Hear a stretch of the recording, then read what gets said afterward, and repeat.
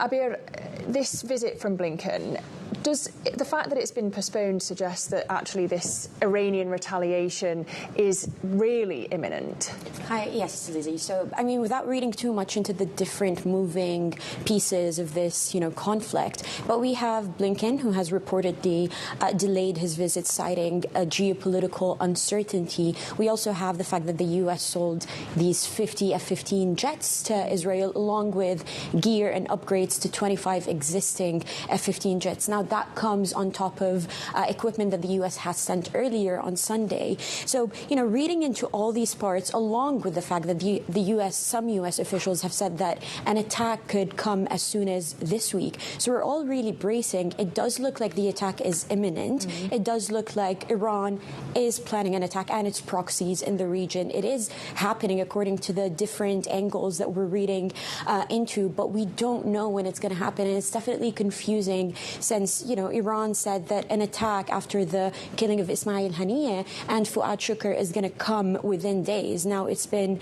weeks at this point, but we're certainly still waiting for, a retaliation from Iran, Hezbollah, and the other proxies in the region. And still asking why it hasn't happened yet. I mean, President Biden said that he doesn't expect Iran to carry out this strike on Israel if a deal to end the war in Gaza comes to fruition.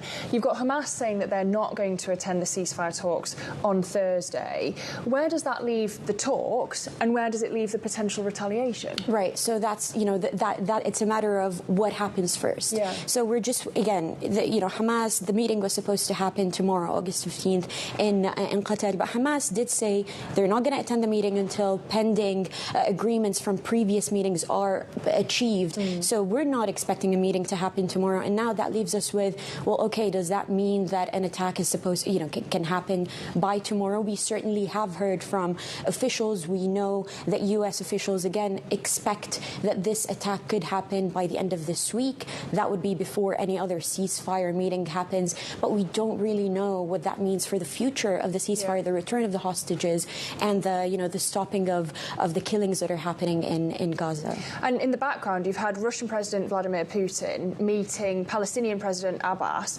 Do we have a readout of that meeting? Do we know what might have been agreed or discussed? So we don't know the specifics of what might have happened in that meeting, but we know that they did meet, in fact, yesterday. We're waiting to see more reporting on what has come out of that meeting, but it certainly does feel like, Mahmoud Abbas is keeping, all the allies, or is talking to all the involved parties that could help with, the arrival of a ceasefire deal in this conflict that's been going on for over 10 months now.